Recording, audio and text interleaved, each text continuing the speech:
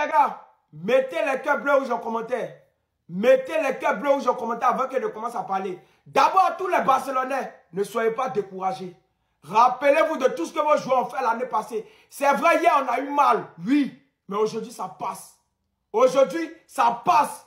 Maintenant, à tous nos adversaires, à tous ceux qui ont parlé, quand hier Paris nous a gagné, vous savez très bien que le club le plus imprévisible au monde, c'est nous, le FC Barcelone. Où tu ne t'attends pas à nous, là, c'est là où on agit.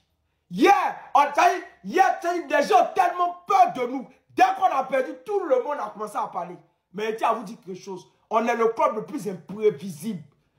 L'année passée, on a perdu nos matchs. On a perdu contre les Ganes. On a perdu contre temps. Mais quand on est revenu en janvier, tout le monde a eu... Faites attention, hein. Vous nous connaissez, mais vous faites exprès. On est le club le plus imprévisible. Donc, à tous les Barcelonais, les gars, ne soyez pas découragés. Ne soyez pas découragés. C'est à cause de tout ça, on ne peut pas quitter le Barça. C'est à cause de tout ça, on parle, on crie, on fait tout, mais on est Barcelonais. Vous ne pouvez pas comprendre. C'est inexplicable à faire des Barça là. On ne peut pas expliquer pour dire pourquoi on supporte le Barça, pourquoi on est Barcelonais. On ne peut pas expliquer. Posez-moi la question, pourquoi c'est Barcelonais? Je dis, je ne sais pas, on est né comme ça. Donc, désolé, on va mourir Barça, on est né Barça, on va mourir Barça. Mais Barça est la meilleure équipe de tous les temps. Voilà. Barça est la seule équipe, quand elle joue, l'adversaire fait vidéo et l'adversaire a vu à quoi de Barça. Barça est la seule équipe, lorsqu'elle joue, l'adversaire même est là et puis il applaudit. C'est ça. On va mourir Barça. Vous voyez encore les défaites à nous, on s'est découragé. Non, non, non, non, non, non, non. Voilà. Pour remporter la Ligue des Champions, il faut avoir des défaites. Voilà. Pour remporter la Ligue des Champions, il faut perdre les matchs.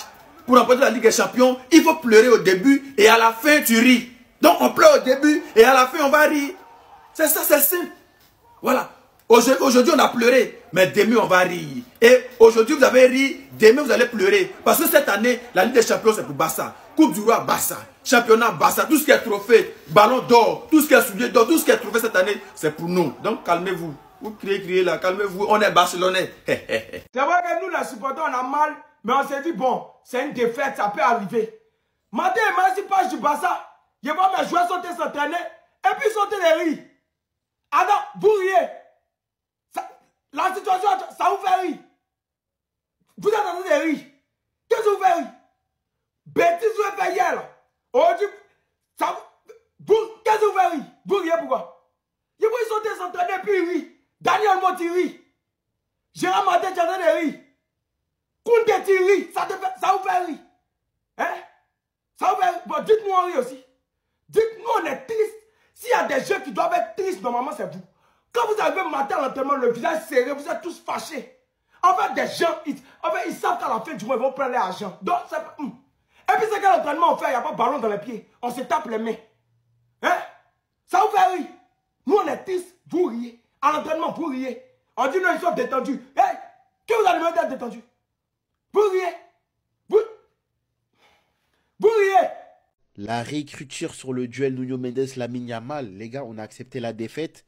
On a dit le PSG a été largement devant le Barça. Mais de là à dire que Lamine Yamal s'est fait pocket par Nuno Mendes, les gars, on n'a pas regardé le même match. Toujours en train d'en faire plus. Pourquoi vous allez vous inventer des vies? Les stats, les voici en première mi-temps. Lamine Yamal est celui qui a remporté le plus de duels en première mi-temps. Et Nuno Mendes est celui qui a perdu le plus de duels en première mi-temps. 4. Personne ne va juste se baser sur ces statistiques-là parce qu'on a vu le même match. Nuno, il a récupéré des ballons à Yamal et Yamal, il est déjà passé devant Nuno. C'était un match serré. Appréciez un peu le football, bordel. Pourquoi vous cherchez la petite bête, des trucs, des choses, inventer des choses? Ce duel-là, on l'a eu principalement que en première mi-temps parce qu'en deuxième mi-temps, Nuno Mendes a été recalibré ailleurs. Hernandez est entré. Il y a eu moins de ballons à Lamine Yamal, donc on va se focaliser principalement sur cette première mi-temps qu'on a vue. Et c'était extrêmement serré, les gars. Arrêtez de mentir. Mendes finit homme du match. C'était pour moi le joueur le plus important, le plus incroyable côté Paris. Et s'il vous plaît, commencez pas à inventer que Yamal a perdu son duel contre Nuno. Si on parle vraiment que des deux, c'était extrêmement serré. Arrêtez votre réécriture là. En ce moment, je vois beaucoup de Barcelonais tomber sur Lamine Yamal.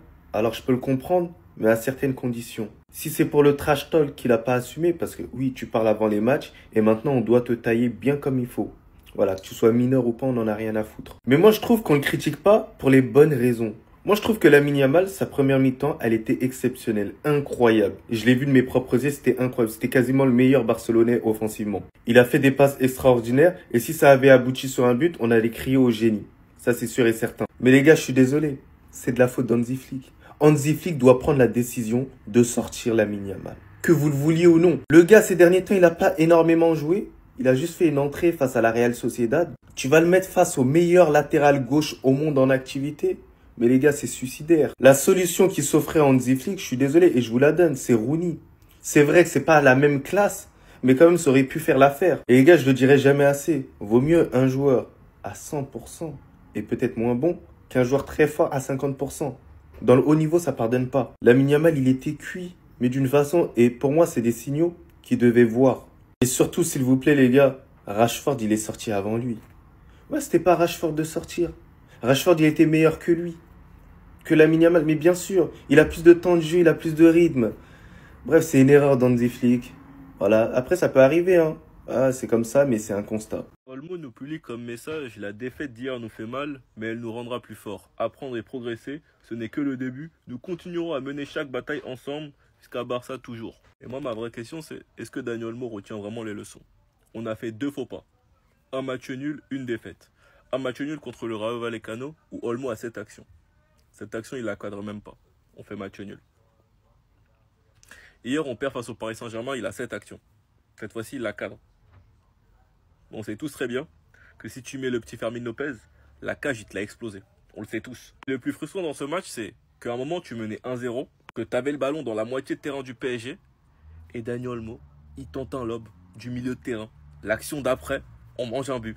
C'est ça le pire, les gars. L'action d'après le lob de Dani Olmo au milieu de terrain, on mange le but.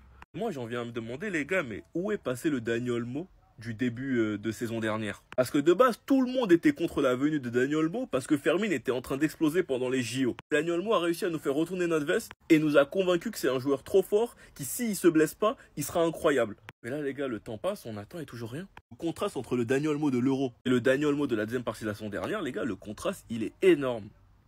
Le frère d'Araujo à Cook, il a mis en story: qu'allez-vous blâmer désormais, Araujo? Et qu'est-ce qu'on doit répondre?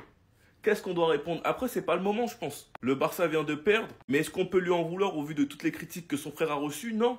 On ne peut rien dire. Parce que la conclusion, c'est que Araujo se fait déchirer sur Internet depuis 2 ans suite à son match contre le PSG et son entrée face à l'Inter. Il n'était pas titulaire aujourd'hui face au PSG. Flick a préféré Cubarsí et Eric Garcia. La finalité, c'est quels sont les regrets des Barcelonais? C'est que Flick n'ait pas titularisé Christensen ou Araujo. Car comme je le répète, pour moi, en ce début de saison, c'est eux les meilleurs. C'est Araujo le défenseur le plus régulier de août à septembre. Et Christensen, c'est la même chose que ce soit avec le Danemark ou le Barça. Le frère d'Araujo vient tout simplement de cook tous les haters de Araujo. Parce qu'on sait tous très bien que si jamais c'est Cubarsí qui avait fait le même match que Araujo, tout le monde allait le détruire.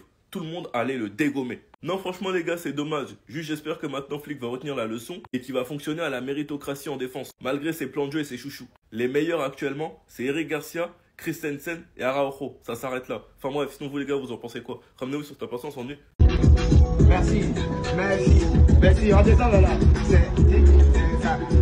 Merci, merci.